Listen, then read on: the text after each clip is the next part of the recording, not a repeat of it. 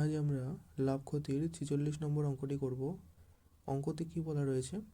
চন্দ্রশেখর 12টি একই ধরনের পণ্য মোট এত টাকায় বিক্রি করার ফলে তার ক্ষতি হয়। তার যত ক্ষতি হয় সেটা হচ্ছে এই 7টি পণ্যের ক্রয়মূল্যের সমান। তো একটি পণ্যের ক্রয়মূল্য কত? তো এখান থেকে আমরা ধরে নিই একটি পণ্যের ক্রয়মূল্য হচ্ছে এক্স। তাহলে 7টি পণ্যের ক্রয়মূল্য কত হয়ে যাবে? 7x। আর তাহলে 12টি পণ্যের ক্রয়মূল্য কত হয়ে যাবে? 12x। এটাও ক্রয়মূল্য, এটাও ক্রয়মূল্য, আর এটা হচ্ছে বিক্রয় মূল্য। তাহলে ক্রয় মূল্যের থেকে যদি আমরা বিক্রয় মূল্য বাদ দিই আর ক্রয় মূল্য যদি বেশি হয় তাহলে আমাদের ক্ষতি হচ্ছে। তাহলে এখানে 12x-এর থেকে যদি আমরা 420 বিয়োগ করি তাহলে সেটা আমাদের কি ক্ষতি বেরিয়ে যাচ্ছে। তো প্রশ্নে কি বলেছে? প্রশ্নে বলেছে যে 7টি পণ্যের ক্রয় মূল্যের সমান কি সেই ক্ষতির পরিমাণ। ঠিক আছে, তো এখান থেকে আমরা এক্সের মান বের করে নেব, তো সেটাই আমাদের উত্তর হয়ে যাবে।